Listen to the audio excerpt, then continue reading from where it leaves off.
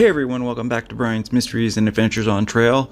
We've got a lot to talk about today. We are going to be talking about disappearances, legends, mysteries, all surrounding Mount Shasta. I know I've talked about some of these cases in the past. Today we're going to talk about some that I know most of you probably haven't heard of, some that you probably have heard of. We're going to talk about different legends that are surrounding Mount Shasta, all kinds of mysteries that have occurred in the area, in and around that area. Mount Shasta is an active volcano. It is a stratovolcano located in Northern California in Siskiyou County. It was designated in 1976. It is one of the most impressive stratovolcanoes in the world. Generally, it erupts once per 800 years. In the last 10,000 years, that has increased in eruption frequency of about once per 250 years over the past 750 years. Scientists don't believe it to be erupting anytime in the near future. However, in the past, when it has erupted, it has created these amazing lava tubes, or tunnels, if you will. I'll have pictures and I'm going to show you more towards the middle of this video. Before we get started, I just want to do an update on a gentleman that I covered almost 2 years ago, Dylan Rounds. This is him. He was 19 years old when he went missing. Actually, during the investigation, he had his 20th birthday. I'll have a link to the full video in the description. He was an aspiring farmer. Even at 19, he was already so successful and on his way to having his own farm. Sadly, he vanished in 2022 in northwestern Utah in Lucin. There was a lot of clues leading us to believe James Brenner was involved and responsible. He eventually made a plea deal with authorities. I don't know the details. He did lead the authorities to Dylan Rounds' remains. The family was happy to finally have some answers and start to get closure, but they're looking forward to Mr. Brenner. This is him getting justice. His trial is forthcoming. I don't know the details on it. They're keeping most of the other information close to the vest because they want him to get a fair trial and all that, but I do know that he is behind bars, and I just hope and pray that they get the justice that they deserve. And I'm so sad for their loss, and my thoughts and prayers go out to the family of Dylan Rounds, and I pray that you are able to move forward and find peace. Okay, getting back to Mount Shasta. Mount Shasta's history goes back thousands of years. I'm going to have various maps and pictures up. Mount Shasta is, like I said, an active volcano. This is a video of it. Depending on what direction you're looking at Mount Shasta, it has a sister mountain called Shastina. It's slightly smaller in elevation. Mount Shasta is 14,163 feet high at the summit. This is another picture of it. Even driving by, it's just spectacular. Flying over it is spectacular. These are some more pictures just to give you an idea of what it looks like. I'm going to go over some of the history, which goes back to the Native American tribes, mainly the Shasta Native American Indian tribes, the Yurok tribe, the Klamath tribe, the Modoc tribe. These are some pictures of the actual tribes. This is a Shasta Native American picture. I was actually thankfully able to speak to two tribe members from two different tribes. I wanted to ask them about their history, and they gave me information about various aspects to Mount Shasta. This is a Modoc tribe woman.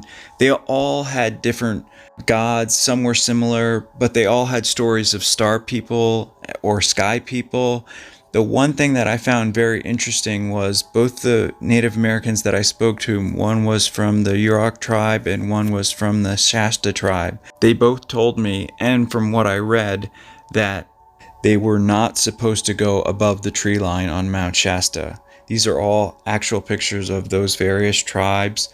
They said that no one is ever supposed to go above the tree line because that belongs to the father or the god. This is a picture to give you an idea so you can see where the tree line ends, but every year thousands of people attempt to summit Mount Shasta. Before we go on, I just want to mention the Lemuria people. This was an idea first thought of by zoologist Philip Sclater in 1864.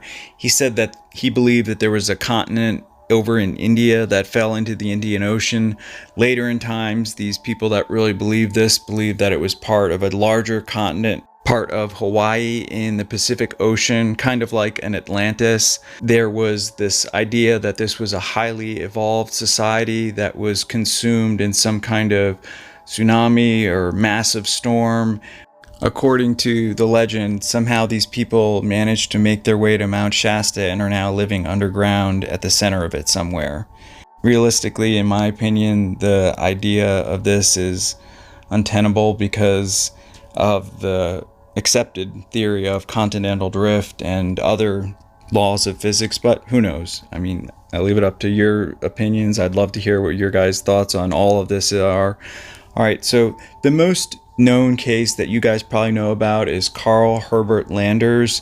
It's probably the most talked about case. I did a whole video on it. I'll have it in the description. He went missing in May of 1999.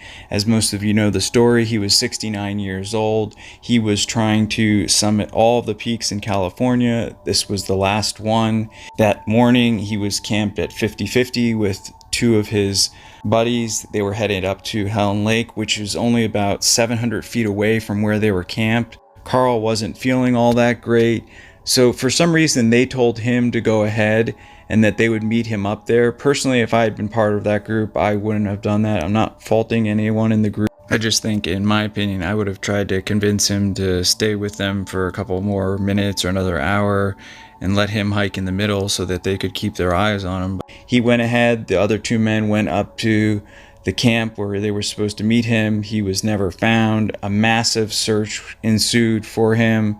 They never found anything. They never found his body. They never found any article of clothing. It's been 24 years. Carl would be 94 years old if he was still alive. Still, no one has any idea.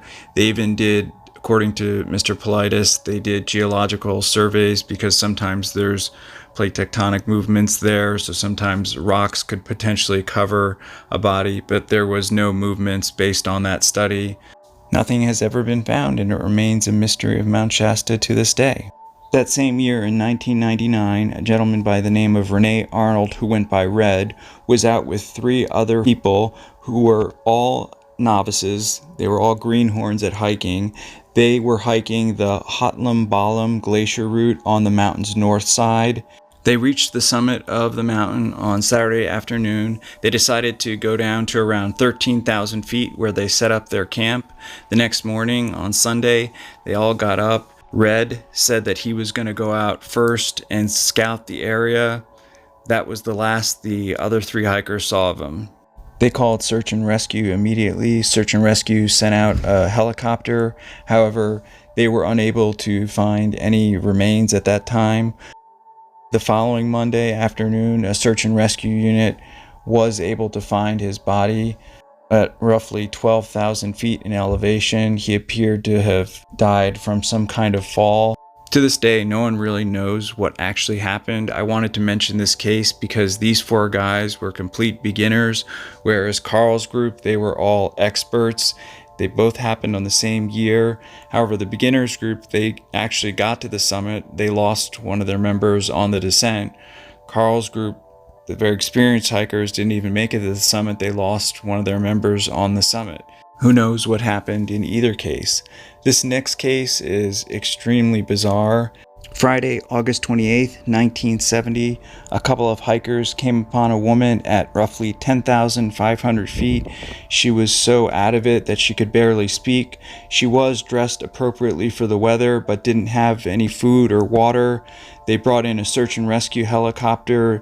Deputy Sheriff Lawrence Taylor at the time had to piggyback her almost a mile and a half just to get her to the area where the chopper could land. She was very resistant to their help, even though she was on the verge of death. She told them that her name was Jane Mueller. She looked to be about 40 years old. She said that she had gone up to hike to the summit based on a religious experience, and then she wouldn't say any more. They said that they basically had to force feed her food and give her fluids against her will. When they got her to the hospital, She told the authorities that her last name was in fact Julich, and then gave them what they later found out was a non-existent San Francisco address. The first chance she had when no one was watching, she pulled out her IVs and took off from the hospital. She was never seen or heard from again. The sheriff said that he thought he saw her hitchhiking, possibly en route to Mount Shasta again. Sheriff Taylor did what he could based on the information he was given, but no one ever heard or saw her again, at least in the California Mount Shasta area.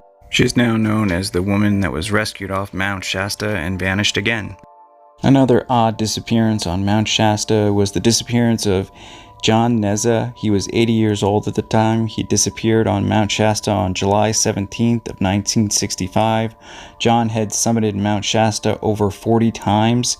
He went out that day with just some alcohol, some food, some water. He left all his stuff at the Sierra Club cabin because he was planning on returning within the same day. This is an actual picture of that horse cabin. Unfortunately, very similar to the Carl Landers disappearance, John was last seen in and around the area of Helen Lake. After that, he was never seen again. None of his belongings, none of his clothing, nor his body have ever been found. And that was back in 1965. It's just like he vanished into thin air too. Another disappearance that I covered on this channel, which I'll have the link to the full video in the description, was Devontae Morgan. Only 28 years old, went missing on May 5th, 2020, around 10 a.m. while on vacation with his girlfriend in Mount Shasta. He was apparently traveling with his girlfriend, who is 20 years older than him. The story is very odd, so definitely check out the link in the description because he still remains missing to this day. Not only have there been all these disappearances, but there's also been all kinds of other odd things that have been occurring at Mount Shasta over the last 100 years. Everything from UFO sightings to Bigfoot sightings to weird seismic activity, all kinds of amazing weather phenomenon like this. Then there are the lava tubes or tunnels that range from a few feet to over 50 feet. Some are so big you could drive a Freightliner through. The most popular, well-known in that area is Pluto's Cave. It's roughly 20 miles to the north of the summit of Mount Shasta. Here are some pictures of that cave. It is so big in areas that it's just unbelievable. The way this lava has cut through these areas and made these tunnels. There are all kinds of glyphs and markings on various walls and various tunnels around Mount Shasta that miners and other people have made over the years. There are legends that people that have gone into these tunnels and just disappeared into thin air right in front of other people's sight. There are legends that some of these tunnels run so long and so deep that they actually take you to this lost advanced civilization of Lemuria. Again, I'll leave that all up to your opinions and your thoughts. The way these tunnels are carved out are by very, very fast, hot moving lava that cools on the outside of it, like sporting a ring or a tunnel, if you will. These are some pictures and diagrams to just give you an idea of how these tunnels are made. They are absolutely incredible from what I can see. I definitely love to go out and check out Pluto's Cave if I'm ever up there. If any of you have ever been up to any of these tunnels, please let me know in the comments. I'd love to hear from you. And these tunnels aren't a unique thing to Mount Shasta. Here's a picture of one in the Mojave National Reserve that was carved out 27,000 years ago. These are just a few of the mysteries and legends and disappearances surrounding Mount Shasta. If any of you have ever been there, hiked there, explored there, I'd love to hear from you in the comments. Anything you have ever heard of, other stories, other myths or legends, please leave feedback in the comments. I'd love to hear from you. I'll have all those links I mentioned in the description, as well as all my research, links to different websites, all the research of the different newspaper articles. I want to thank you all for watching. Special thank you to co.ag for providing the music. Hopefully I'll see you all in the next one. Take care. Hey everyone, thanks for sticking with me till the end. I hope everyone's spring is off to a good start. I'd love to hear about any upcoming adventures in the outdoors or whatever you have planned for this summer. If you have any case suggestions or any video suggestions, please leave that in the comments, or I'll have my email as always in the description. If you haven't subscribed, please consider subscribing. It really helps the channel out a lot. This I wanted to wait and show you at the end because it's just horrible. It happened at Lake Mead National Recreation Park. These two guys with their kids watching, they pushed these rocks that take millions of years to form, and they defaced it in seconds. Thankfully, there was some guy there with a camera. Their faces are blotted out because they haven't been charged yet. I hope they are caught and are charged. It's just absolutely despicable. Anyway, thank you again for all your support, your comments, your feedback. I can't tell you how much I appreciate all your support and everybody watching. See you next time.